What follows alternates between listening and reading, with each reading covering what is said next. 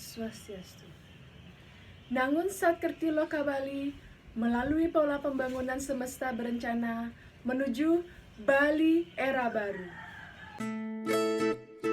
Halo adik-adik semua, apa kabar kalian hari ini? Mudah-mudahan dalam keadaan yang sehat dan tentunya masih semangat untuk belajar ya. Kembali lagi bersama saya, Niputu Febri Ardiantari. Saya adalah salah satu pengajar di SMA Negeri 2 Kuta Selatan. Sudah siap ya untuk menyimak video kali ini? Kita akan belajar bersama-sama tentang perubahan lingkungan.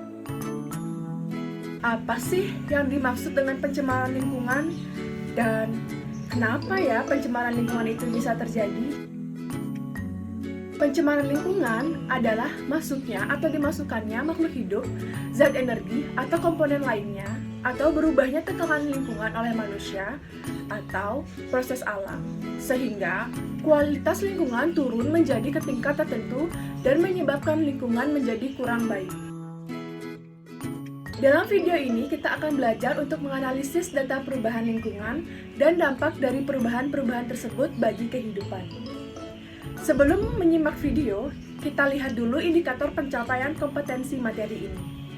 Indikator pencapaian kompetensi materi ini yaitu menganalisis pencemaran lingkungan yang ada di sekitar kita, menganalisis faktor-faktor penyebab kerusakan lingkungan, menyebutkan macam-macam pencemaran lingkungan, dan menganalisis dampak perubahan lingkungan bagi kehidupan. Menurut adik-adik, apakah faktor yang dapat menyebabkan terjadinya pencemaran lingkungan? Faktor penyebab terjadinya pencemaran lingkungan yaitu faktor alam dan faktor manusia. Pencemaran lingkungan dibagi menjadi 4, yaitu pencemaran udara, pencemaran tanah, pencemaran air, dan pencemaran suara.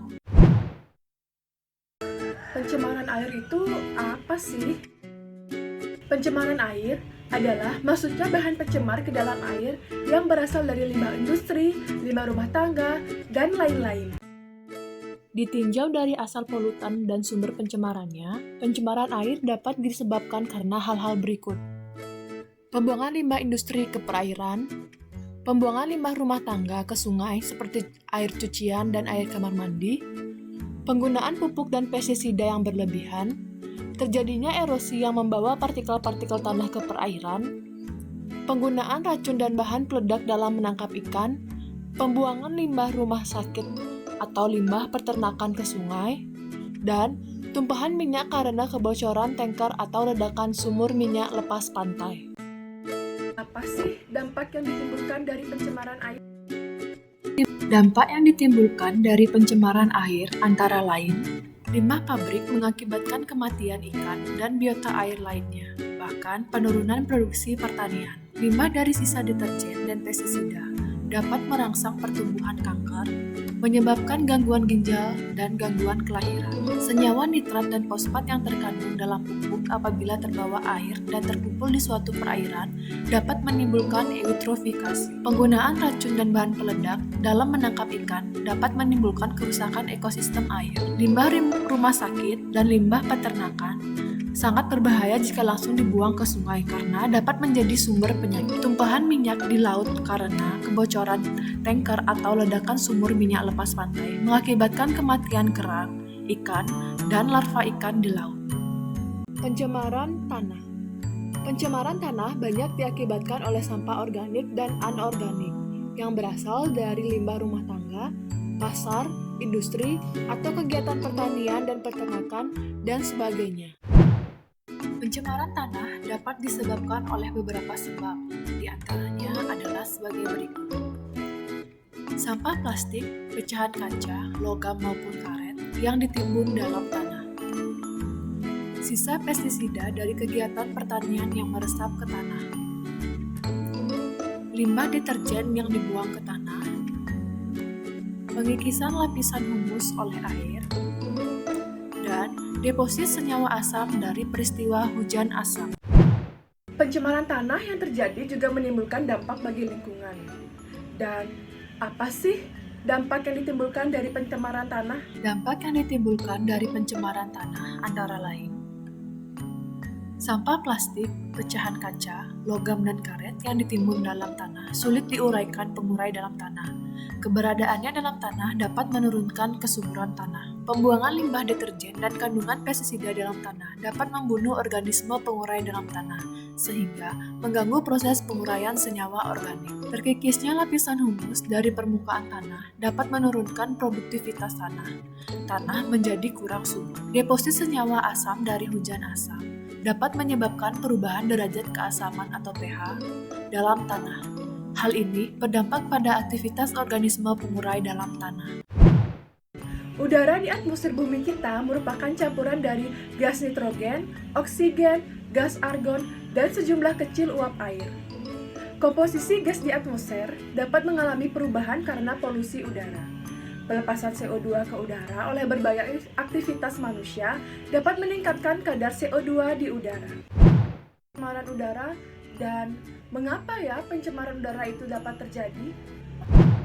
Kegiatan yang dapat menyebabkan dan menimbulkan terjadinya pencemaran udara antara lain asap dari cerobong pabrik, kendaraan bermotor, pembakaran atau kebakaran hutan, dan asap rokok yang membebaskan CO dan CO2 ke udara. Asap vulkanik dari aktivitas gunung berapi dan asap letusan gunung berapi yang menebarkan partikel-partikel debu ke udara. Bahan dan partikel-partikel radioaktif dari bom atom atau percobaan nuklir yang membebaskan partikel-partikel debu radioaktif ke udara. Asap dari pembakaran batu bara pada pembangkit listrik atau pabrik yang membebaskan partikel nitrogen, nitrogen oksida, dan oksida sulfur. Klorofluorokarbon atau CFC yang berasal dari kebocoran mesin pendingin ruangan, kulkas, dan AC mobil. Lalu, apa saja sih dampak yang ditimbulkan dari pencemaran udara?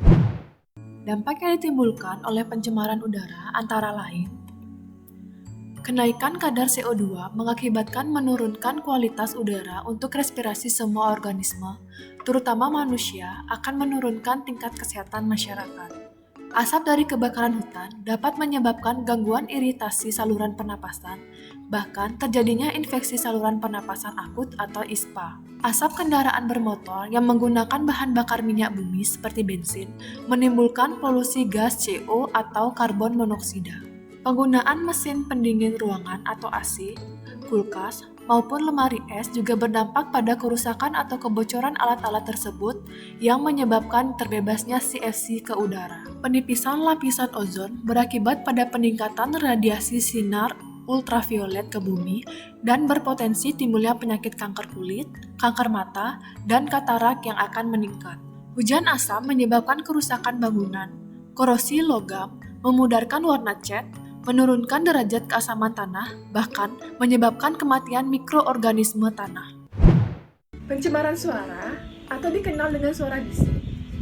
Suara bising merupakan bunyi yang tidak diinginkan dari suatu usaha atau kegiatan dalam tingkat atau waktu tertentu yang dapat mengganggu kesehatan manusia dan juga kenyamanan lingkungan. Apa saja ya dampak yang dapat ditimbulkan dari pencemaran suara? Pencemaran suara berdampak bagi kesehatan manusia, antara lain gangguan pendengaran, gangguan pertumbuhan otak, gangguan kemampuan berkomunikasi, penurunan produktivitas, gangguan tidur, gangguan mental, dan masalah pada kesehatan jantung. Pada penjelasan materi di atas, terdapat penyampaian materi mengenai dampak dari pencemaran udara. Salah satunya adalah penipisan lapisan ozon yang disebabkan oleh bebasnya partikel CFC ke udara. Menurut adik-adik, bagaimana ya caranya untuk membersihkan partikel-partikel yang menyebabkan terjadinya penipisan lapisan ozon?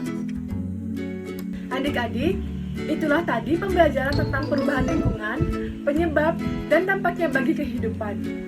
Demikian video kali ini, semoga video kali ini memberikan manfaat untuk adik-adik semua. Sampai jumpa pada materi selanjutnya. Om Santi.